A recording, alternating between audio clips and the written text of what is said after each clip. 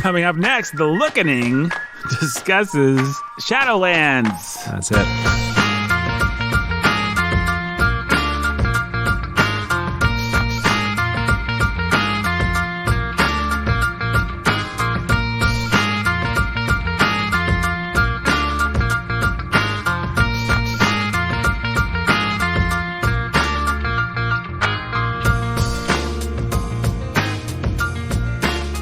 It's Nathan Albertson, your humble and obedient host, welcoming you to the Bookening. No, Nathan, it's the Lookening. That's right, Brandon, it's the Lookening. As named by our good friend, the great Danny M., she called it the Lookening. Yep. Because this is one of the rare shows where we talk about a movie. Mm-hmm. Now, Brandon, how would you define a movie? How would I define a movie? How would you define a movie? Well, it's theater captured on film. Theater captured on film. I guess. A little bit like Riverdance. Yeah. Or, exactly like Riverdance.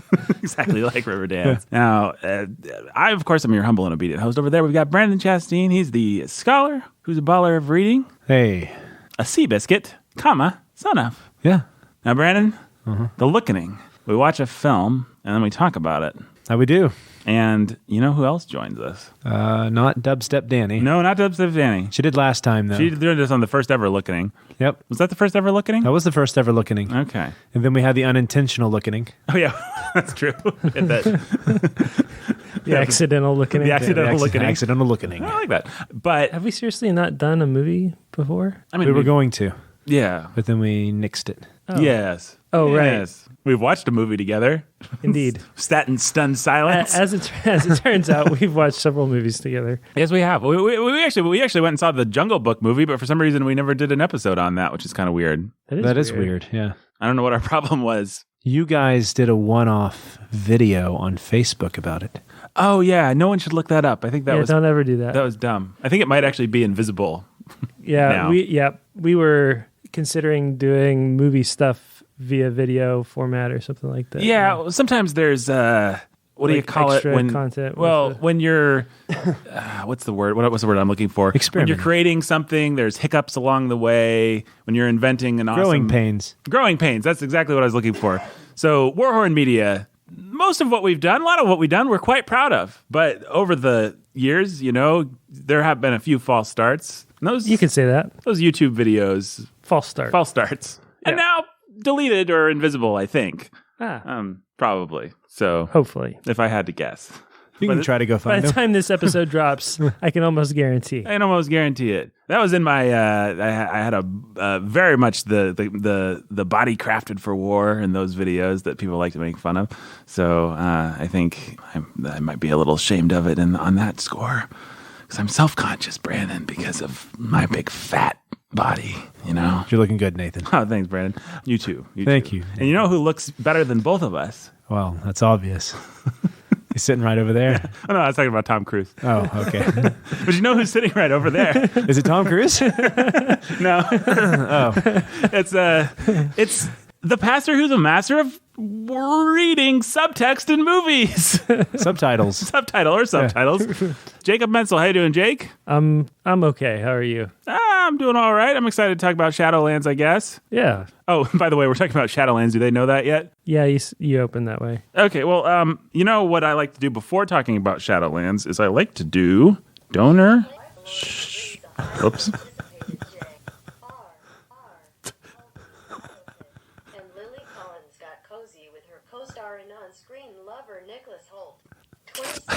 What is going on? I don't know. This is one of those hiccups. This is one of those false starts, those hiccups. I accidentally clicked on a video entitled Lily Collins and Nicholas Hoult film J.R.R. Tolkien biopic, which we were talking about before we started recording this episode.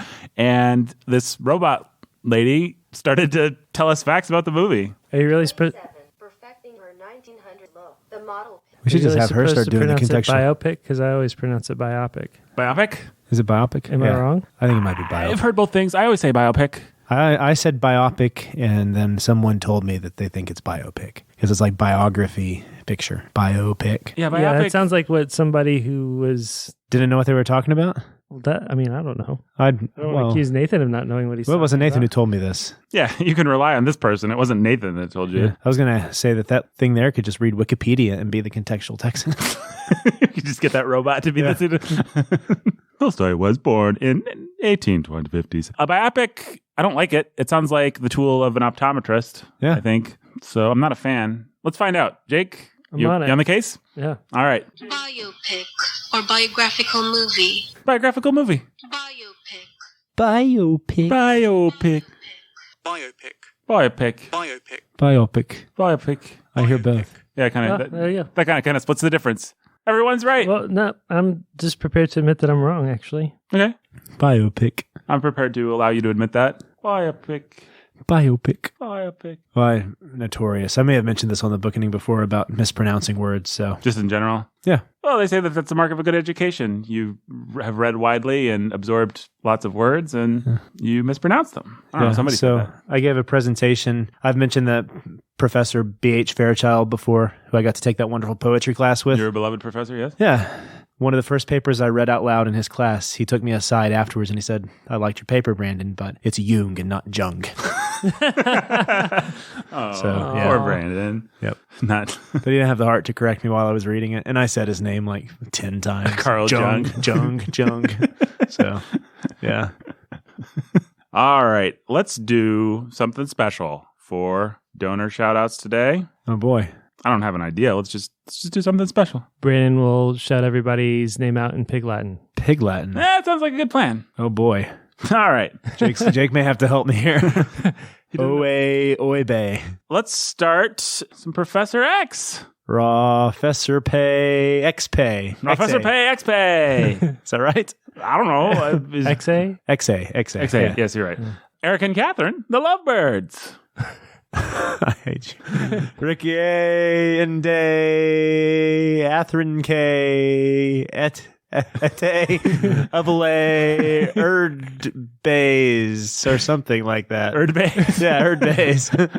I mean, you could just do Of bird bird lays.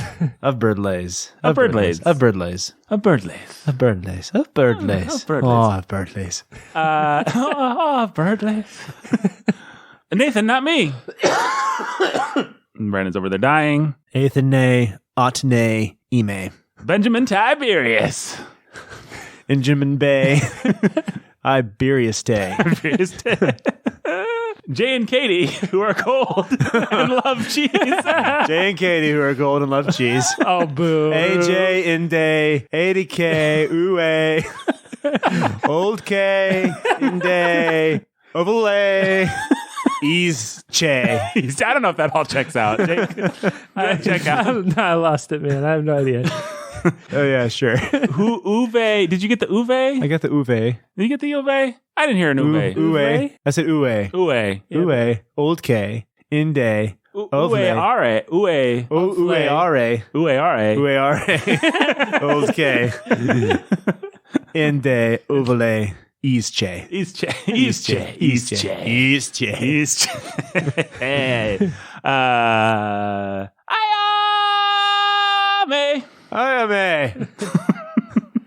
My beloved mother, Beth Bay. My beloved mother, Beth Bay. Okay. I'm a beloved Bay. Other May.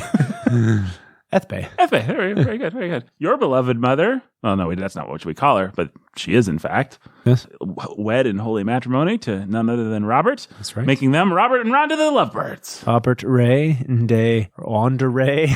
Ete. Ovale Birdsay. What did we say? Lovely birthday. Ovale Birdsay. Lovely birthday. And we've got the inscrutable Jenny Z. Ete. Inscrutable EA.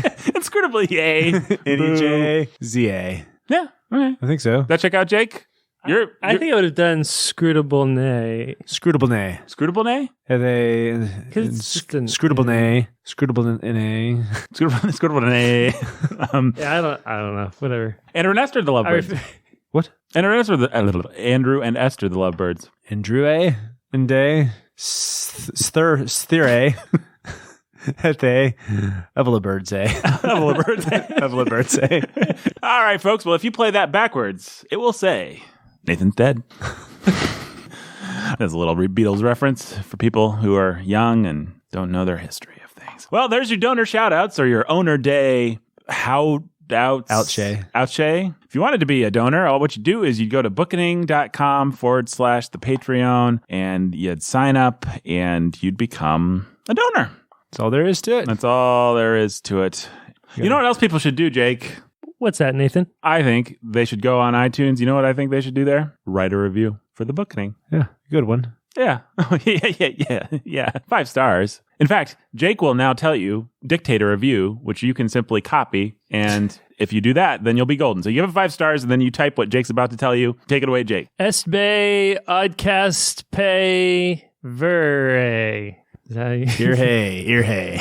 Best podcast ever. Best podcast. This is the best podcast that I've ever listened to in my life, and everybody should listen to it. Jake and Nathan and Brandon are the best and the smartest ever. Period.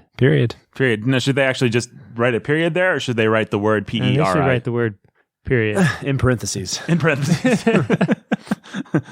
How many semicolons? 0 semicolons. 0 semicolons. 0. We hate this. I'm just going to go ahead and say the Bookening hates semicolons. Every semicolon in a book counts against its getting a seal of approval. Yep. Yeah, that's right. Well, to be fair, my beloved Jane probably does use semicolons. She gets a pass. She gets a pass. She's allowed to do whatever she wants. What it does is it says how awesome she is that she still gets the seal of approval despite the many, many semicolons. Yeah. Yeah, I'm counting like 3 in this paragraph. Oh, really? Yeah, that's amazing. She can get away with it. You know, it's crazy. I'm just going to say, though. A lesser author, Oh, yeah, unless there is no somebody reason. like Well, James Joyce, you use 1 semicolon, you're done. He was done. It's over. done. Done. Sorry, Joyce. You're out of here, Joyce. 21st century, there's no excuse not to use the dash. Just use the dash, folks. There's no reason to use a musty old 19th century feeling semicolon. That's my language feelings on Or a changes. comma. Sometimes. comma, Or yeah. a period, and just give us shorter sentences. Yeah, give us sentence fragments for crying out loud. But there's no You can do reason. that now. Yeah, that's right. No reason to use a semicolon. Use a colon, even, if you're going to, have a list or something. But I just don't think there's ever a good reason for a modern author to use a semicolon. It's pretentious, musty, old, and stupid. Ear hey, semicolon, ear hey. All right, guys, let's talk about this movie, Shadowlands. This is a movie that we watched for some reason. Because is this month? Yeah, we're still in the same month that we talked about old C.S. Lewis's Till We Have Faces, a novel that we did not care for as much as we might have due to its crummy philosophy That's right. and general lack of taste in matters of morality and salvation and things like that are really, really important that the novel sort of completely botched. But we did kind of like the first 2/3. Yeah. We did. Is that an It was accurate enjoyable. summation of our feelings on It was well written. was He well- knew how to write. The man knew how to write. Speaking of people that know how to do things, Anthony Hopkins knows how to act. He sure does. He starred in a little movie in 1993, the name of which was Shadowlands. And funny story about that, well, not really funny, but very mildly interesting fact. We're going to watch 2 movies starring Anthony Hopkins as button-down British guys that I think were made within like a year or 2 of each other. That's right. Later this year, in just a month or 2, in fact, we'll be watching Remains of the Day, which I think was released just before Shadowlands. Yeah, we just watched Shadowlands, so We did. Probably should have talked about Silence of the Lambs this year. Then we could have gotten all of Anthony Hopkins' most famous work from that little period of his life. Read the Thor comic books. Read some Thor, yeah. Some Zorro stuff. Yeah. Read the novelization of The Mark of Zorro, Yeah. or whatever that movie was called. Mask. The Mask of Zorro, that's right. So we watched this Shadowlands Hearts movie. in Atlantis. What's that? Wasn't he in Hearts in Atlantis? Yeah, we could have read some Stephen King, Hearts of Atlantis. We could have read I don't know what else, Anthony Hopkins. We can Meet Joe Black. We could have read the back of that VHS and then watch some Meet Joe. No. Just I draw the line there. draw the line. Brendan's like, we don't even joke about watching Meet Joe Black. Okay, so Shadowlands, it's a movie that we watched. It came out in 1993. It's directed by Richard Attenborough. He's the guy that I think most kids of our generation know him as John Hammond in the great Jurassic Park and That's right. sequel, The Lost World. But he was quite a prestigious filmmaker, most famous for Gandhi. Also did a film of Charlie Chaplin starring the great Robert Downey Jr. I'd like to do those prestige-y kind of awardy kind of movies. Tell us about Shadowlands. Jake, what is Shadowlands about? Shadowlands is about the romance between C.S. Lewis and Joy Davidson, or Joy Gresham. It's really just a romance. Yeah. That's really what it is. It's so well done. As I was watching it, I was like, this is really well written and acted, but it's basically one step up from, or a couple steps up from a Hallmark movie. I mean, Yeah, I likened it to Downton Abbey. It's sort of like just a slightly more sophisticated romance, soap opera-y type thing. It's got good British acting and nice dialogue, and yeah, I mean, it's better than a Hallmark movie. I wouldn't watch most Hallmark movies, but I watched this, and I dare say I enjoyed it. Not to it's a good romance if you guys sit down with your husband or your wife and watch a nice little romance and shed a little tear or two. I watched it with my wife. a three hanky movie. I'd say it's about a one hanky movie. If I was going to rate it in hankies, it's, I think one hanky would be required for this movie. Yeah, it's pretty unremarkable for me to admit to crying in a movie. It comes pretty easy to me. I didn't really cry so much watching this one. I teared up at times. The most difficult part was when you've got Hopkins, who does such a good job being just a awesome, dignified Brit, and then he starts to ugly cry on camera. Yeah, that was fantastic.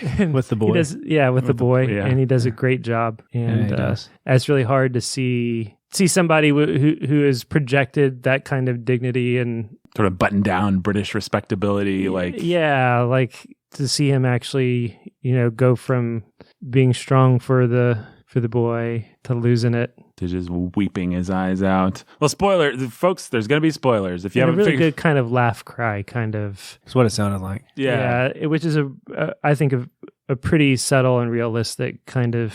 It was well done. Well, and also you'd never see that kind of crying in movie. It's a mark of how great and how humble in his way Anthony Hopkins is to be able to do something like that, because most actors, when they cry, they look beautiful and this little stream of tear, comes down their cheek, and they look sort of iridescent and they glow, and they don't get all snotty and sniffly. We got snotty. Just, He gave us a full-on ugly cry, and then did a good job with camera angles and with placement of the kid and of arms to protect some of his dignity still. Mm-hmm. But it was still a full-on ugly cry. Right. It was pretty great. Yeah. That might be the moment of the movie. Well, why would Anthony Hopkins be crying in this movie, guys? What happens? Spoiler alert. If you haven't figured out 70 odd episodes in, we do spoilers on the book. Or if you know nothing about the story of C.S. Lewis. Yeah. What happens in Shadowlands, Brandon? What is this sordid tale? Well, he runs an onion factory. Okay. All the onions blow up. It just goes to uncontrollable ugly crying from there on out. My onions! He's not actually in proximity of the onions. No, he's just so sad. He's so sad. The onions are gone. He's okay. Yeah, he meets this Bronx woman. Is she from the Bronx? Is she Bronx or Brooklyn? She may be Brooklyn. What's the difference? I don't know. She's a New York Jew. She's a New York Jew, and she has an accent that she definitely rubs in your face the whole time. She's talking like this, and she's real tough, and she's from America, and she talks. You got the pizza pie. Yeah, she's got your pizza pie. So she starts this letter relationship with Lewis and wants to come and meet him, find out that she's actually in a troubled relationship with her husband, divorces him, falls in love with C.S. Lewis, makes him a better man, and then she dies from cancer. Like within just a few years. Right, which would be pretty corny if it wasn't basically true. No, it's very true. Mm-hmm. He married her, and she died within 4 years of their marriage. And then he died 3 years later. So that's that. That's that. Pretty much all there is to say. In the meantime, he wrote Till We Have Faces and based Orwell on Joy. Yeah. If you want his portrait of Joy. That's right there. Kind of a hard, bitter kind of hard, bitter woman who then has to see herself in the way that Lewis thought repentance looked. Which, if you wanted to read the book about this, it's not Surprised by Joy, as I often thought before I read Joy. Surprised by Joy, I was like, oh, that must be about his wife Joy. But Surprised by Joy, it turns out, is a book about his conversion, basically. Yeah, the book about this is the one C.S. Lewis book I don't own, which is A Grief Observed. A Grief Observed. As soon as I got done watching the movie, I didn't know if I had it or not, but I looked at home and I looked at my bookshelves at the church and I couldn't find it. I was surprised. So you can imagine with Lewis, it can sometimes be pretty heretical. So. Yeah. I was imagining it being blasphemous in places. Even it definitely is blasphemous in places. Well, he's a good observer of his own soul. I mean, Lewis has always been good at that. Well, my understanding is that he basically edited together his journal entries from the time when he was walking through cancer and then his grief immediately after. Yeah. So you've read it, Brandon? I have read it. What yeah. is it? Tell us about it. What is it? Well, it's pretty much exactly? exactly what Jake just said. Yeah. Yeah. He just observes his grief as it develops and changes. And it's like a diary entry, basically, of his progression through grief. And he So- published it anonymously. Yeah, and it's been long enough that I don't quite remember the conclusions he comes to, unfortunately. So I can't speak to the end. I do know that I believe, and I could be totally wrong here, that a grief observed is what solidified his relationship with T.S. Eliot, who at the time was the head of the Faber House.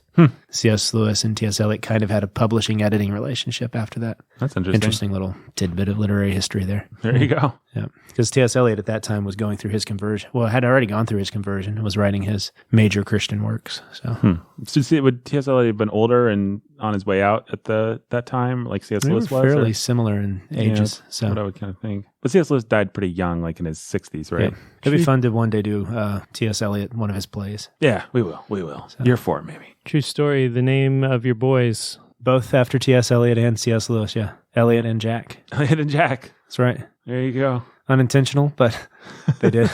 There it is. You've now trashed one of the books on the Bookening that was written by a man that your son was named after. That's right. Sorry, Jack. Jack Bear. Well, Jack was partly named after C.S. Lewis. He's also named after, I love, like, the Jack characters from fairy tales. Oh, I thought you were going to say Lost. I just assumed. Jack is always like the bold, plucky. If you know Jack, Hero. he's kind of the small, Yeah. bold, Oh, yeah. plucky hero. So. Jack's got pluck, man. Yeah. He was a doctor. He had those tattoos. It's funny how He kids sometimes knew live what up to their do. names. He fell in love with Kate. No, he didn't. Did Jack end up with Kate? Sawyer ended up with that lady from the 1970s, right? I don't know. Well, they ended up in the 1970s together, but yeah. Sawyer ended up with a smoke monster, right? No, they were paired off. I think Jack and Kate were in love in purgatory or whatever in that little chapel, and I Yeah, think and Sawyer ended up with... the blonde from the past. she wasn't from the past. No. But they met in the past. They both got Maybe they transported did to the meet. past.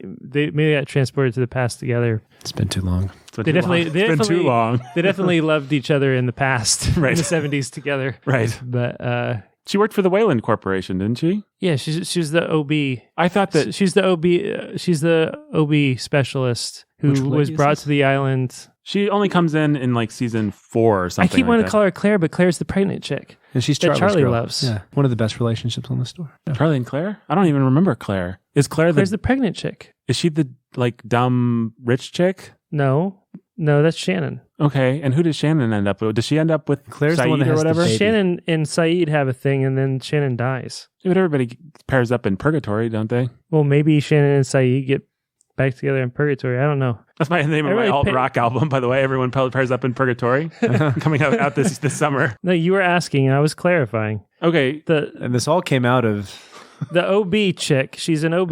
Right. And she's brought to the island by Ben because women can't give birth on the island. oh, that's right. And she does like, but Ben is working for Wayland, right? what's Wayland? Isn't there a Wayland Corporation? No, That's from Alien. Shoot, that's from Alien. What's the name of the evil corporation that's trying to exploit the island? I forget. Ocean So- Flight 364. With the guy named Widmore. Widmore. Yeah, it's Widmore. Penny. Pity? No, Penny. not Penny. Penny is Bernard's girl. Or not Bernard. Bernard's the crazy guy. in the Scottish capsule. guy. Scottish dude. Yeah, Desmond. Desmond. Yeah. So Yeah. Scottish name. Not Penny's boat. Penny Widmore. Yeah. Yeah. Charlie with the hand. Yeah. Not Penny's boat. So this is actually now the Lost cast. No. It could have been a long time ago. I was first aware of podcasts because a friend of mine from high school started a Lost Cast, which was quite popular, actually. One of the Lost Casts. Like, this was before, what's that show that made podcasts a thing for people that didn't listen to podcasts? Serial? This was before Serial. This was when mostly nerds listened to podcasts, and it wasn't a mainstream thing. She had a Lost Cast, which was all the rage for a couple of years, and that was the first I heard about podcasts. So, me and Lost in podcasts, we go back a long time together. Look at that. Yep. Some Bookening lore. Just like Sawyer and Penny? Is that what we decided on? No, we can't remember her name. And not C.S. Lewis and Joy because their relationship was very short-lived. Brendan brings it back. All right, Jake's looking up the name of the blonde. Dr. Juliet Burke. Elizabeth Mitchell, guys. She plays Mrs. Claus. Oh, she's like Tim Allen's wife? Yeah. Or Juliet. Yeah. Well, speaking of poor Juliet, Poor Joy, Poor who Joy. died of cancer. speaking of poor people with J names, you've got Joy She died of cancer in this history of things that happened. Also in the movie Shadowlands. Oh, hey, the airplane's going over. Brandon, what baggage did you bring to Shadowlands, the movie? I'd seen this movie. Actually, somebody gave us a copy a long time ago, but my wife says we loaned it to somebody. She doesn't remember who, and they never gave it back, apparently. Oh, I'm so sorry. But I only discovered that because I had told you both that I had a copy of the movie. Yeah, you were going to bring one to church. But, hey, it didn't work out because if somebody listening to this podcast has my copy of Shadowlands, keep it. Jake, what baggage did you bring to this wonderful film, Shadowlands? I didn't know anything about the movie. I hadn't seen it before. I knew the basics of the story, was expecting good things because Anthony Hopkins is pretty good. Anthony Hopkins is amazing. I had seen it as a kid at some point. I think we watched it just because it had C.S. Lewis. You know, it's like a C.S. Lewis movie, so why not? And I think we all enjoyed it as a family. And then I had not watched it for a good 15 years or something, and I watched it again, and I enjoyed it. So, Yeah. I bet Amazon made a surprising amount of money off of that movie last time. Why are we getting $18 on Shadowlands today? Well, hey, bang, bang, Brandon, Contextual Texan. Contextual Texan. Oh, I wasn't ready for this. Richard Attenborough was a brother of John Attenborough. Isn't he a brother of David Attenborough, David? the guy that does the Planet Earth narration and all that? And John Attenborough apparently as well. And who's John? But David Attenborough is famous for that's who cares. Brandon, you don't have to do a whole context, but you can tell us what this movie got We're wrong. shooting some of the... Let's shoot some misconceptions. Let's shoot down some misconceptions. Let's do it. Shooting the misconceptions with Brandon. So there's a character in this movie, forget his name, Chris. Christopher is the snobby guy that she tells off, like, are you dumb or are you just stupid? Or she has a good put down for him. Yeah, because he says something I can't tell if you're... I'm sorry, I don't understand the culture around here. I can't tell whether you're being intentionally trying to be rude offensive or you're just stupid. Right. Yeah. It was to make you realize that she was witty and sharp. And she could hold her own. with these guys, and therefore this is why C.S. Lewis would fall in love with her, because he liked to fight. And here she was fighting. Right. He's trying his best to make it work, which was probably the weakest part of the movie, is trying to make you understand why he fell in love with her in particular. Yeah, I didn't buy that at all. Actually, yeah, I didn't. Yeah, I thought that was unconvinced. But that aside, there are some big problems, and the biggest problems with the movie are the portrayal of the Inklings. I didn't even realize it was the Inklings. Like, I saw them sitting in a circle, and I was like, "Gee, is that the Inklings?" And then those guys acted like a bunch of tools, and I was like, and then "They must not be the Inklings." None of them had the right names. So. Yeah, they all go to the pub, but I guess maybe they're hiding the names because they didn't get the rights to the names. Because I know trying to avoid lawsuits or C.S. Lewis's estate okayed this movie, right? I would assume they would have to. But Tolkien's estate definitely didn't, because he's supposed to be the jerk. Christopher, the jerk. Which, if you know anything about Tolkien, he was a devout Catholic. He was responsible for C.S. Lewis's conversion. He didn't like C.S. Lewis's fiction, but they were friendly in their fighting about it. I can see how there might been a little bit of the relationship with Christopher, and my understanding is that Tolkien was pretty prim and proper, and oftentimes disgusted by C.S. Lewis and just C.S. Lewis's whole deal, his vulgar children's fiction, all that. So. I could see actually a case for playing Tolkien kind of like they played Christopher, but Christopher is But they make him to be an atheist. Yeah, it doesn't work. So it didn't work at all. I didn't see that as Tolkien. Yeah. And Tolkien may have been prim and proper, but he was also the guy who wrote The Lord of the Rings. He did write The Lord of the Rings. And The Hobbit, and he smoked a pipe. Yeah. And I just don't think he would have been Christopher. I think that was completely inaccurate. Right. And then with the Inklings, so one of the themes of the movie is that C.S. Lewis is a fighter, but he's always won his fights in the past. And this is something Joy keeps telling him. Since when's the last time you lost a fight? Or she's not Australian, I guess. But when's the last time you lost a fight? Hi there, Governor. So that's the big question of the movie, is when has C.S. Lewis ever lost a fight? And so he surrounds himself. There's a climactic scene where she confronts him about the fact that she's figured him out. He surrounds himself with people so he can win. So he has people that are weaker than him, people that aren't as intelligent as him, and he can win. And that's actually not true at all. If you know anything, or go back and listen to our C.S. Lewis episode, C.S. Lewis surrounded himself by men he was intimidated by. He was intimidated by Owen Barfield and Charles Williams. He would not have seen himself maybe as even equals to them. Right. Even though his fame has outlasted theirs. Well, a lot of the things that we don't like about C.S. Lewis are times when he's emulating another man's style or trying to when he gets really excited about something that he loves and then he just goes whole hog and forgets himself. I mean, that's why That Hideous Strength is so different than the other two books. And It's a Charles Williams novel. C.S. Lewis is pretty infamous for doing exactly what you're describing. Yeah, and so he was made fun of. Definitely the scenes where people make fun of him for Writing the Chronicles of children's Narnia books, would have been true. I don't know if he would have went on and on about the magic of it. Yeah, that was kind of I don't think he grabbed onto the Disney fairy tale princess aspect of it, but he would have definitely talked about myth and allegory and stuff like that. Anyways, there are a lot of inaccuracies there because they're playing up to they have to use those scenes to build up the movie's major conceit that C.S. Lewis was this guy who liked a good intellectual fight, but he liked to only be in fights he could win and protect himself from any real relationship and emotion that would be deep and painful. So it continually goes back to these speeches he's created. He's where he talks delivering about, over and over and over again to suffering is congregations the of old women. megaphone of the world or what. It's a famous chunk from Mere Christianity. But it's the thing that he says over and over again to people, but he himself has closed himself off from ever having to experience it. Pain is God's megaphone to rouse a something world is the quote. That, And so Joy sees through this. Right. He falls in love with her, and then she tells him, hey, buddy, the happiness that's here is part of the pain that you're going to have. Get over it. This is what you've been preaching the whole time. It's time to take what you've said seriously. Then they make love in an old shack in the rain in a magical meadow. That's right. The one thing that we always wanted to see in a... Well, you don't have to see it. I'm making it sound worse than it actually is. It's a very chaste movie. Yeah. Actually, I didn't buy that he would be as sexually naive, but I thought that was a cute little scene where she's like, you just do your same routine as you always do. And when you get under the covers, I'll be waiting for you. So I don't know. I thought that was kind of cute. Yeah. Guess Brendan and Jake don't agree. They hated that scene. No, it was very cute. It's adorable. Yeah. So that's it. I mean, it's the movie really, that's kind of all it is. Yeah. Well, there's, in terms of other major historical, they condensed the kids. She had 2 kids. They made them into one. Played by Timmy from Jurassic Park. Mm-hmm. That's right. He had a brother who they just completely wrote out of the story because he ended up a bad egg, right? Yeah. Douglas Gresham is the one who... He controlled the estate. Yeah. Right? Like the other one... Well, and he's stuck around and he became a Christian. The other one... Converted back to Judaism? While still in C.S. Lewis's house. Yeah, and Lewis had to go out of his way to try to always have kosher food and stuff for him. And it wasn't a good relationship. And the brothers were estranged for their adult lives. And... The movie also suffers from this general haze we have about anything that's British. Mm-hmm.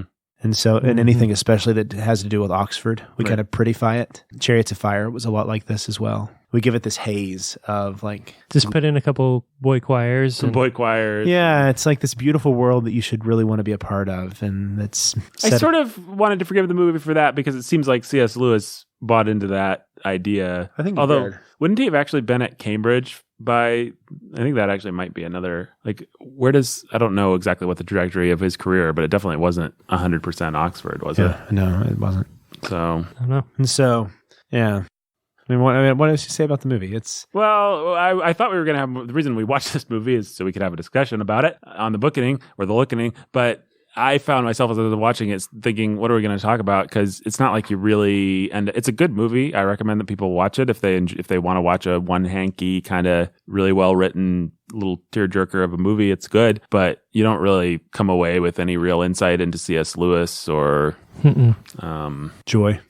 Or the most interesting thing is that he would have taught classes of 4 or 5 students in his office. I liked that when I saw that before. It really got me thinking about recitation and that whole model. That's how I really, really, for a long time, wanted to teach that way. Teach that kind of class? That would have been my ideal. So. In terms of insight into Lewis and Oxford, that's the most interesting. It was fascinating thing that I saw. Yeah. You can imagine how amazing it would have been to have been part of one of those classrooms. Oh, yeah. Those were fun scenes, and maybe there's I liked his relationship with the kid, the student. Whistler or whatever. The relationship with his brother was nice, too. His brother was really well done. That might actually be the most you can learn about C.S. Lewis, is that seems like a pretty accurate representation of his weird old bachelor lifestyle and his relationship with his brother and how they would have been. Oh. Thanks for listening, everybody.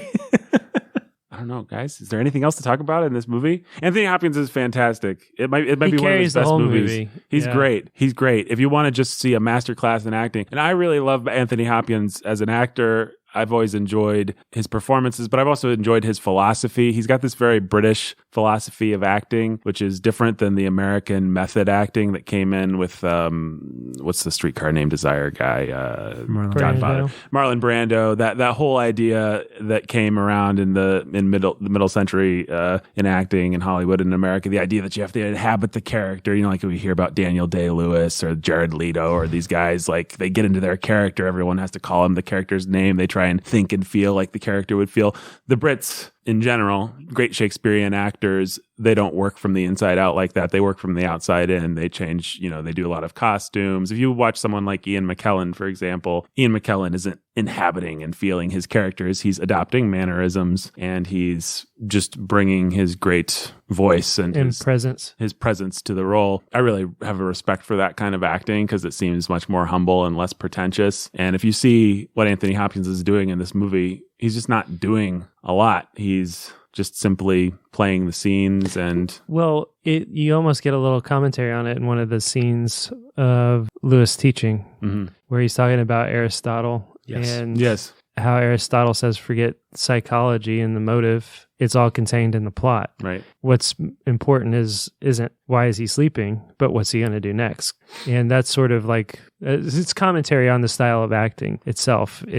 He's not overly concerned about conveying the inner life of the psychology. He's concerned about what does the person do? What's he doing, and doing it in a way that it carries conveys the dignity and the gravitas of the man that you're trying to see portrayed. Yeah. No, I mean, I think...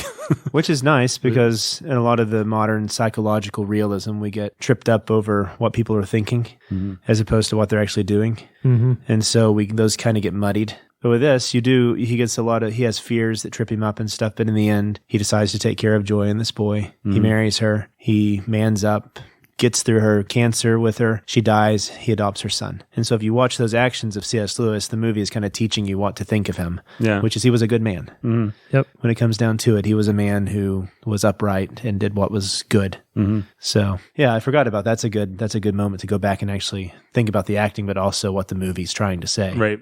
That actually kind of helps me because I think it makes me like the movie a little bit more. Yeah. It's a really well-constructed movie. I understand it's written by a playwright. I don't know what else he did or if any of it's... Yeah. But you can see that throughout, like the brother when he says, I'll take you up on that drink, and then puts the umbrella over her head. If you watch the actions of the characters, it can kind of show you who they are. The scene with Douglas by his mom's bed and brother comes in and says, have you ever had a toasted... tea biscuit it has to be covered in butter. It has to be smothered and it has to be running down your fingers. And let's go. How about we go get one of those? It's all about the thing the words he's saying and the thing he's going to do. That's what communicates that this is a sweet guy who cares, is thoughtful. I don't know who played Morny, but what a fantastic, subtle, exactly what you're talking about. We don't ever get inside Warney's head, and we get the impression if we did, there wouldn't be much there. But we understand that his affection for He's a good man. Douglas grows and that he accepts this family without ever seeing a scene of like, the camera zooms in on him as his face softens. There's nothing like that. But you track it through the movie to the point where when he yells at Jack that he needs to talk to Douglas, it plays like it makes sense. Like Warney actually does care that much at that point, but you never saw, they never had to put a button on it or tell you. Yeah.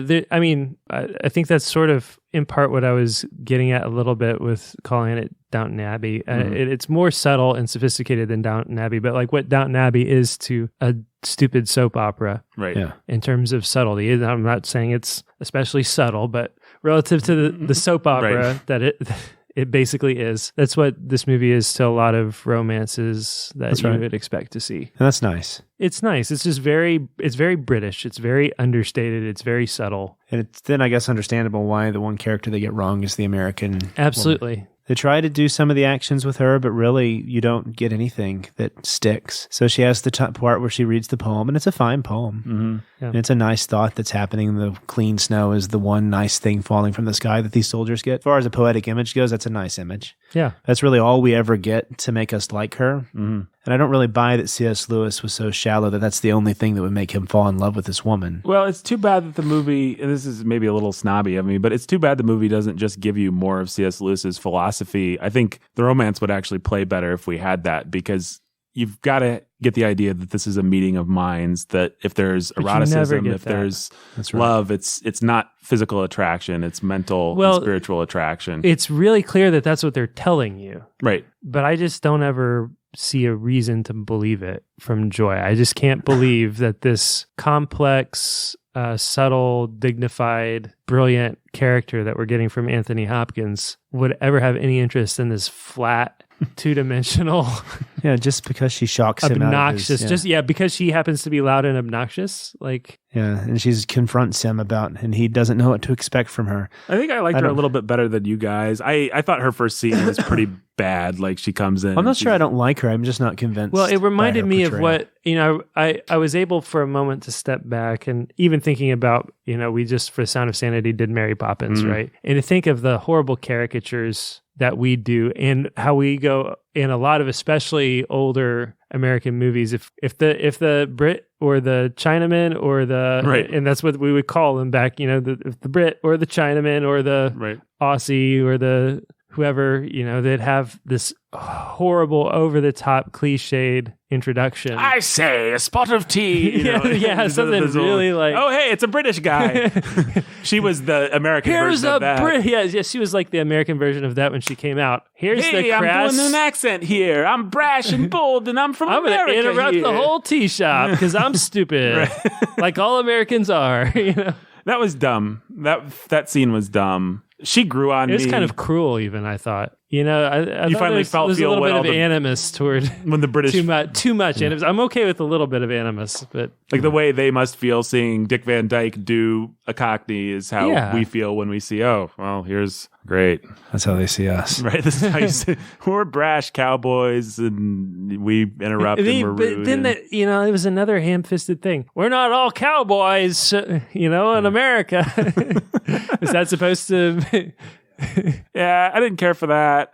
I thought she did a good job as far as, I thought she was quite. I don't even actually know. Is she British? No, I don't think Deborah Winger is. I agree with you that the acting wasn't bad. I think the problem had more to do with the writing. Yeah. I just don't think that We needed to understand why she was his intellectual and spiritual equal, and we never. Why did he fall in love with Right. her? We never we really don't got get it. Yeah. He had to have had other people in his life that were like that. Obviously, Tolkien was kind of like that, according to the movie, and yet he didn't fall in love with Tolkien. Yeah, she's an American accent. So actress. I don't Deborah Winger's buy it from that Cleveland. that's. But I think our point stands because they made her do a ridiculous Brooklyn accent, which I'm going to go ahead and assume is not her accent. And I'm So- sorry, but what were you saying, Brett? Yeah, that's Like I all. said, she's from Cleveland. She's from Cleveland. Right.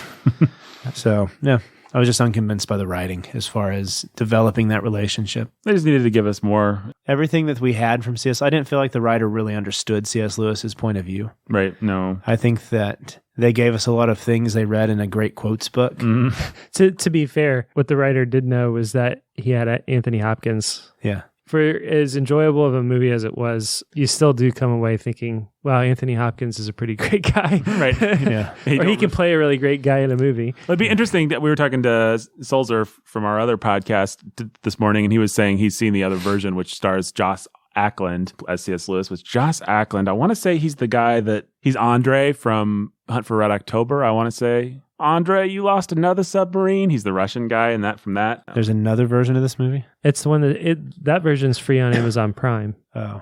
I think it's called Into the Shadowlands or something like that. Yeah. So Joss Ackland is, if you ever saw Lethal Weapon 2, he's the bad guy in that. Danny Glover, he says, diplomatic immunity, and then Danny Glover shoots him in the head and says, just got revoked. He's that guy. Yep. He's also the guy in Hunt for Red October that says, I'm afraid and then the guy says, oh, Andre, you've lost another submarine. It's that guy. So that guy would actually probably be somebody that you wouldn't want, after you watch the movie, you'd be like, C.S. Lewis was a pretty good guy instead of Anthony Hopkins was a pretty good guy. He could disappear into the role. And also he's kind of fat and ugly, whereas Anthony Hopkins is quite stately and handsome. I don't know. Anthony Hopkins was still pretty great in this movie. I don't think I'd have it any other way. No, I wouldn't either. He is what I think of C.S. Lewis. So yeah, I like to seeing think that this C.S. movie. Lewis was like that. I like to think that he was funny and a little bit mean in his classes and stuff. I mean, that was I'd like to think he was that kind of teacher who quotable book C.S. Lewis. Yes. It reads like that, Anthony Hopkins, which is where I do think that this person who wrote the book, you never really get a whole lot of C.S. Lewis's deeper thinking. And this person never really engaged with it. You get the Chronicles of Narnia. You get a vague reference to... It's not really even explicitly Christian in the movie, is it? No. Does he ever... We know that C.S. Lewis is a Christian. We know he says his prayers. We know... Like if somebody He preaches just watched at that churches movie... or delivers speeches at churches. Right. But it's very shallow. Yeah, we're not... The whole philosophy of the movie is very shallow. Right. And so the love is very shallow too. Yeah. So whatever. It's still good. Anthony Hopkins makes it worth watching, but it is shallow. Watching it this time, I did have a little bit of that feeling that I sometimes get when I'm watching a movie like that, where I'm just like, why am I watching this? It's effectively jerking tears from me, but I wanted to watch them fall in love for the sole purpose of her dying. And like, I have enough misery in my own life. Why should I? I kind of had that. Mm-hmm. It didn't really provide any greater insight into human nature or any kind of... There wasn't a literary hero or... Yeah, I wasn't getting much out of it besides my tears being jerked effectively and by some good actors with some pretty cinematography and some dialogue that's a step up from a lot of dialogue in those kinds of movies. So it was nice. I mean, it was better than a Nicholas Sparks movie, for crying out loud. But Walk to Remember. A Walk to Remember, The Notebook or something like that. You got to see how the pain now was part of the happiness. Yes. Oh, brother. Yeah, I mean, she was kind of one of those perfect movie character women who just like shows up to teach the hero that he needs to be more of a free spirit and kind of break him out of his stupor, and then she can die. Yeah. I'm not a feminist. Break down his walls and add some emotional depth to that shallow, stupid man. Right? Yeah. People will know that I'm not a feminist, but that kind of a movie character does bug me a little bit because it really is... We're not seeing the complete Joy Davidson. We're just seeing the spunky female thing that's going to come and do something for you as a man, which is, I don't know. Yeah. I guess that's maybe how C.S. Lewis would have thought of her, but whatever. It was a good movie. Should people watch Shadowlands? Sure. Yeah. We got a sure. I mean, and a yeah. I don't think I'll ever watch it again. I don't know that if I didn't have an interest in C.S. Lewis or just a respect and a delight in watching Anthony Hopkins be awesome, if I would ever watch it once. So it's kind of my feeling about it. Yeah, I think I agree with you, but I do have those two things, and therefore I'm very glad that I watched it once. Like, it's kind of fun to watch a little movie about C.S. Lewis, and Anthony Hopkins is amazing. He's such a good actor. By the way... Yeah, I have both of those too. I'm glad I watched it once. Apparently, Deborah Winger, doing more of her American-style acting, had to get into her character, so she wanted a lot of rehearsals, which Anthony Hopkins famously hates because he just memorizes his lines and he wants to just say them and then go home, which, again, I respect. But Richard Attenborough would act with her like he would do all the rehearsals, and then Anthony Hopkins would show up and just do the one. He would only do one. He would do the final rehearsal, I think, and then he would do the actual takes. But there's a lot of stories in Hollywood of how you make two actors work together when they have different cooking speeds like that. Like, one of them's going to be really great in the first take, but the other one needs 20 takes before they're going to be great. Like, how do you make that work? It's one of those problems that directors have to be able to solve. The one actor that comes out fresh and hot out of the gate and then fades and gets bored and loses his interest, and the other one who has to work up to it. Yeah, Anthony Hopkins is the kind of guy that he's memorized his lines, he's going to say them, he's going to be brilliant, and if he has to do it more than a couple times, he's going to feel like it's mechanical, and he's just going to lose interest and be irritated. Deborah Winger, she's going to want to like build up to it and get into it and find her emotional center and everything. So yeah, it's kind of interesting. Brandon's shaking his head. That's how we do the bookening. That's how we do the bookening? Yeah. I'll just have to guess which ones are which. Well, folks, Brandon's not lying. We all have different cooking speeds. As your humble and obedient host, that I'd be lying if I said that didn't go through my head. Went through my head too. Yeah. So yeah, should they watch Shadowlands, Brandon? Why not? It's like $3 on Amazon. Why not? It's $3 on Amazon. It's a good movie. It's a wholesome movie. There's nothing. Yeah, you could. You got the fur, that one guy. It's wholesome. Never mind. Forget it. Apparently, in Brandon's mind, it wasn't wholesome. I have no idea what he's talking about. But it's an illusion to. I'll tell you off, Mike. Okay, yeah. When I'm older, perhaps. Yeah, I'll tell you when you're older. It's a subtle illusion, but it's pretty nasty, and it comes from later critics of C.S. Lewis and nothing that people were actually saying at the time. Okay, well, there you go. How about C.S. Lewis himself? Should we pull back a little bit from where we were? Because of this movie? No, it was just we've had some time to think about it. This movie's made you think about it. And from Till We Have Faces? Like the absolute hatred we had for him at the at the end of that thing? I do not want to pull back. I will pull back and say, I think at the end of that episode, I said something like, reading this has shaken my faith in C.S. Lewis so much that I don't even know if I want to go back to that hideous strength or some of the things that I've enjoyed. That's not true. There's lots of C.S. Lewis that I have enjoyed and will continue to enjoy. But I will say that book still shakes my faith in the idea of C.S. Lewis as a Christian, which is... I think that I said that it's hard to see him as anything more than, I think, mystical pagan is how I put it. Mm-hmm. I think that's still true. I think I stand by that. The thing that I would say about his value, I think the best way maybe to think about him is as an anti-modernist. And insofar as he's an amazingly helpful anti-modernist who He's shakes... Great. Yeah, he's amazing. That's really why you read C.S. Lewis in the first place. But if you know that's why you read him, not because he's a great Christian or a great Christian thinker, but a really great anti-modernist, yes, then I think that helps. I stand by that. I think what I would say is that kind of a nuance on that as a literary thinker, as someone who analyzes literature and writes really well about books, he's really helpful too, which is he's anti-modernist even in the way that he looks at books. And so, yeah, that's very helpful. I would not say don't read Lewis. I would say if you're someone who's really into books, literature, fiction, he's actually really useful, so don't avoid him there. But if you're the kind of person who's going to feed at his trough thinking you're going to get religious value out of it, then you're being stupid. Yeah. And that's the danger with Lewis, is everybody thinks that's where he's helpful. I'll still read the Chronicles of Narnia to my kids. I'm not going to stop reading those. Right. Yeah. Just like I read, it's going to shock everybody after some of the stuff I've said lately. I read regularly A.A. Milne's poetry to my kids. A.A. Milne's poetry? Oh, no. I think A.A. Milne's poetry is really good. Yeah, we read one of his poems and cried. Yeah, and I read his poetry to my kids a lot. And so... Well, I have to admit, I mean, I'll go one step further. There's a lot of good stuff in like Mere Christianity. I remember reading that at a certain point in my life and it being kind of, I don't want to say formative, but when he's just being practical, when he's examining himself, when he's examining human nature, like a lot of what Screwtape Letter does, there's nobody better. He's not a good theologian. And when he begins to get mystical, when he begins to look heavenward, can be really bad, awful, wicked even. But when he just looks inside, I think he can be great. I mean, he was a good student of human nature. He was a good student of himself and his own feelings and thoughts. And he'll just say this stuff that is so simple. I mean, in that sense, I think he did kind of build on G.K. Chesterton's legacy, as he'd be the first to admit he wanted to. So like the sections in Mere Christianity on sex, on practical morality, some of that stuff's really good. But then anytime he wants to actually talk about things that are divine, he can be so heretical. Just wicked. Yeah. Yeah. So you just have to be discerning and realistic with any author you approach. Right. If you see any culture or anybody, even yourself, making somebody into an idol, then question why that person's being made into an idol. And that was my biggest reaction against a lot of the people that we've come across where I've been hard on them,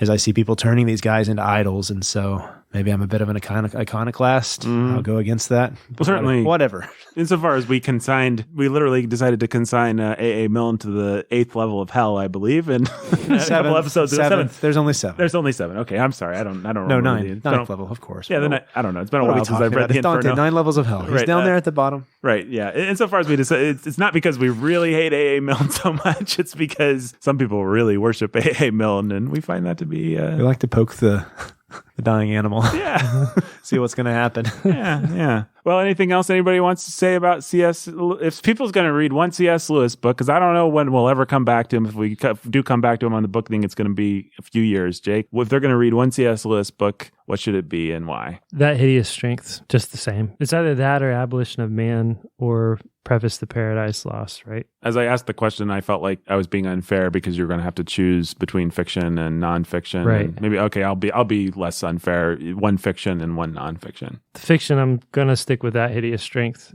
because it's Lewis at his best. Right. Anti-modernist, picking apart and showing you what's going on in the culture type stuff, and is really helpful. Easy to enter into and to see and to read, you know what's going on. So that'd be my fiction pick. My nonfiction pick, I'll just take the flip side of it and go with Abolition of Man. Yeah, well, if you want to say that C.S. Lewis is the best when he's fighting modernism, then there's your 1-2 punch. Yep. Yeah, and then there's the the third option, which is what Brandon was talking about as a literature guy, and that's Preface to Paradise Lost. But Those would be, I don't know. Those would be Brandon? the three that I would save. Yeah. Yeah. I'm on board. yeah, if you're Those gonna throw Lewis in a time capsule and you've got space for 3, That gives you the best of what he could do. I'd love to switch it up and add something or subtract something, but those would be my 3 too. I think if I could only choose one of those, I think Abolition of Man, actually. I love Abolition of Man's just a wonderful essay. It's so well written. It's such a beautiful piece of work. The aesthete in me loves that essay as much as the person that wants to think about things. I love it the way I love his fiction. It's just a really masterfully crafted little essay. That's right. Still have a soft spot. If we could have a fourth spot in the time capsule to throw a Narnia book in there. Oh, yeah. Yeah, just the complete Lion, the Chronicles. Witch, and the Wardrobe. Or If you could only choose one Narnia book, would it be The Lion, the W, and the W? It'd have to be. I think it would be The Magician's Nephew for me, maybe, or The Horse and His Boy. I remember liking those best when I was a kid. I actually haven't gone back to Narnia since as an adult, so I don't know. My favorite was always The Magician's Nephew. I just think if it's only going to be one, it's got to be The Lion, the Witch. It's gotta and the be Wardrobe. It's the one that history loves the best. Yep. And it's the first one. It's the one that establishes the. That's right. And it's got a lot of the magic. Right. And if you were going to throw one of his popular kind of books in, since we haven't done that, I think of all his kind of the greatest hits, Screwtape Letters is probably the best. Yeah. Yeah. Screwtape's Letters is good. If you got to really choose good. between like Mere Christianity, Screwtape, Pain, Problem of Pain, all that Four kind of stuff. Loves, Great Divorce. Great Divorce can go in like the anti-time capsule. What's the opposite of a time capsule? People love it. I know people love it. I know people that listen to this podcast love The Great Divorce. And I'm sorry, guys. Why? The Great Divorce is stupid. We all feel the same about that book.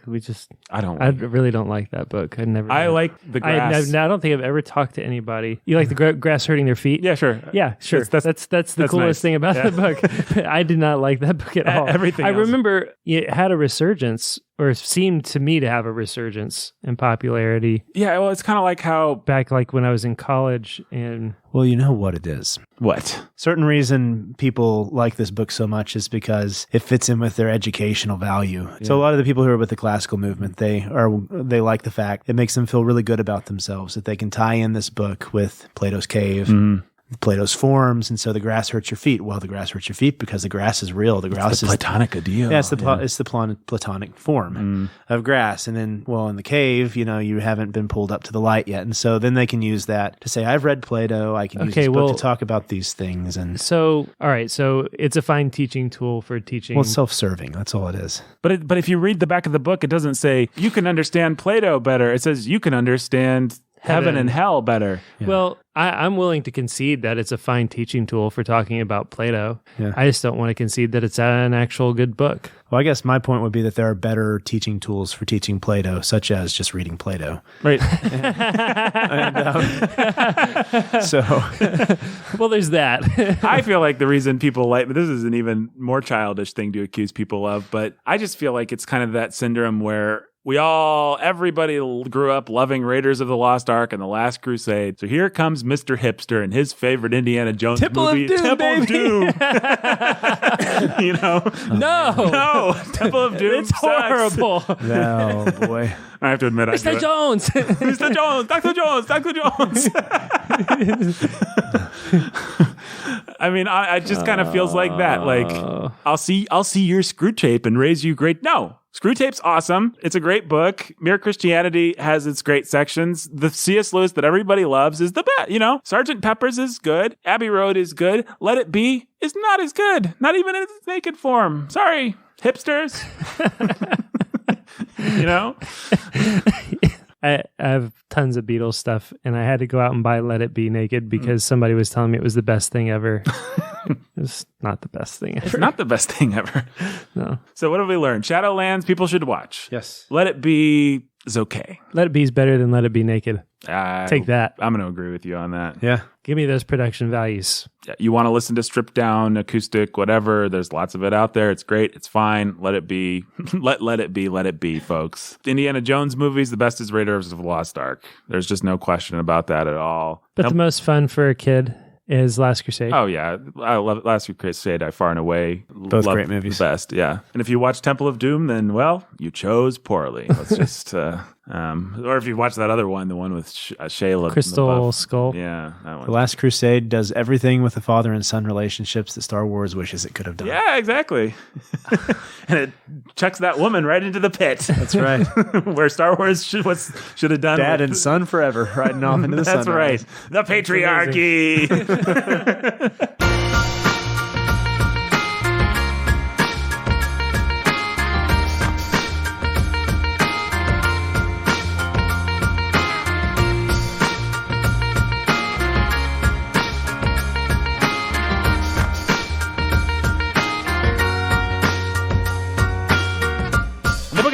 The Lookening today was written and produced by Nathan Alberson, with some fine performances by the great Brandon Chastain. You're a little bit like Anthony Hopkins in that movie, actually. Oh, thank you. You're welcome. Actually, as I was watching, I was like, Brandon's a little bit like this guy. He's really cool. He's a good teacher. You know that there's always a lot going on underneath that you don't always see. He's a very polite gentleman. He's got that sort of Texas charm, which is a little bit like British charm in its way.